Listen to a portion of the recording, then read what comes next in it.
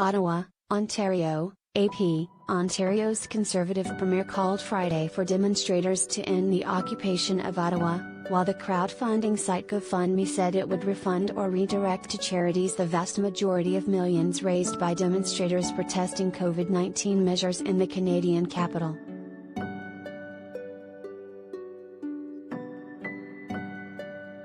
Ottawa Police Chief Peter Sloly moved 150 officers to the parts of the capital most affected, but he gave no indication when the days-old protest would end, saying police expected it to ramp up again this weekend, when protests are also planned in Toronto and Quebec City.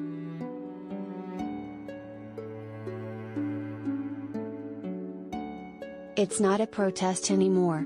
It's become an occupation," Ontario Premier Doug Ford said. "It's time for this to come to an end."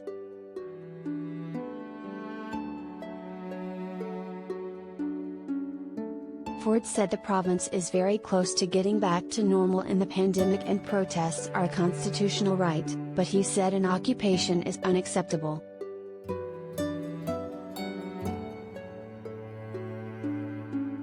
GoFundMe said it cut off funding for the organizers, because it had determined the effort violated the site's terms of service due to unlawful activity. It had already suspended the fundraising effort, which had raised about 10 million Canadian, $7.8 million US.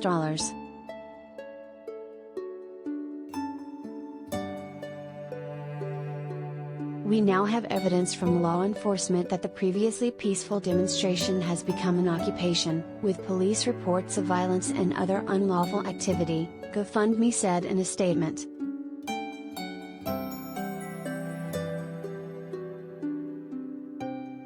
No further funds will be directly distributed.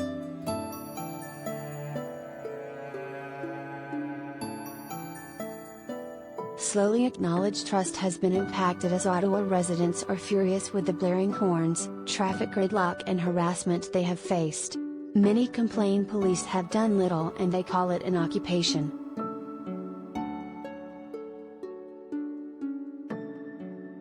"If we knew that it was going to seep into the neighborhoods, we would have deployed more resources into those neighborhoods," Deputy Police Chief Steve Bell said. "We've listened to our community. They are upset, they are fearful."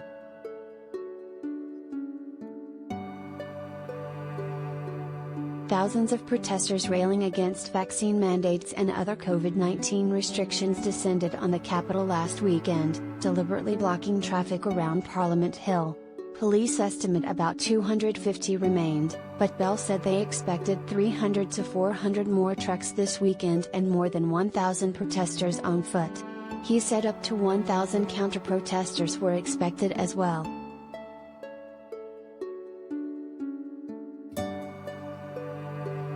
The Freedom Truck Convoy has attracted support from former U.S. President Donald Trump and the opposition Federal Conservative Party in Canada, but two federal Conservative Party lawmakers broke with the party and said the protest needed to end.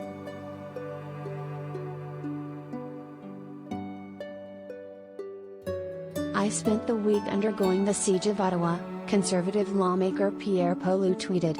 "I ask that we clear the streets and that we stop this occupation controlled by radicals and anarchist groups."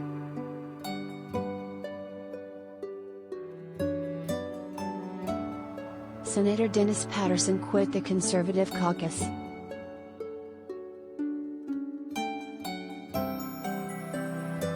"I wholeheartedly and unreservedly deplore and denounce what is happening in Ottawa with the so-called Freedom Convoy right now. Let me be clear, if you wrap yourself in or go about waving a Nazi or Confederate flag, you are declaring yourself a person who embraces hate, bigotry, and racism," Patterson said in a statement.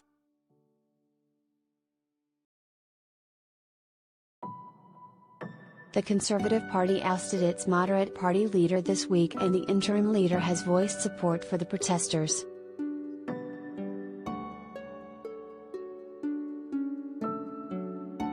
Many Canadians were outraged after some protesters urinated and parked on the National War Memorial.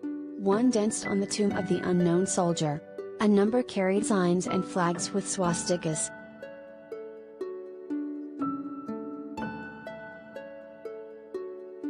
Protesters have said they won't leave until all mandates and COVID-19 restrictions are gone. They are also calling for the removal of Trudeau's government, though it is responsible for few of the measures, most of which were put in place by provincial governments.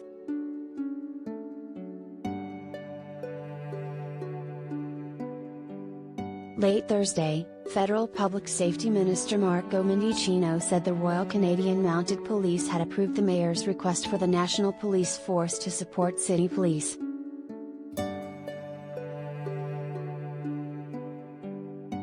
Organizers, including ones who have espoused racist and white supremacist views, had raised millions for the cross-country Freedom Truck Convoy against vaccine mandates and other restrictions. Protests are planned for Toronto and Quebec City as well.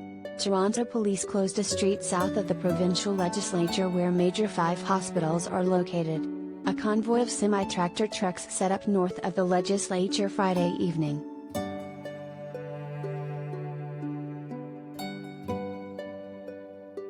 The Canadian Trucking Alliance, a federation representing truckers across the country, has estimated that 85% of truckers in Canada are vaccinated.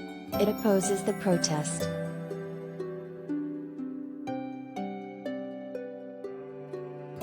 Some of the demonstrators are protesting a rule that took effect January 15 requiring truckers entering Canada to be fully immunized against the coronavirus. The US has the same rule for truckers entering the US, so if the Canadian government removed it, it would make no difference.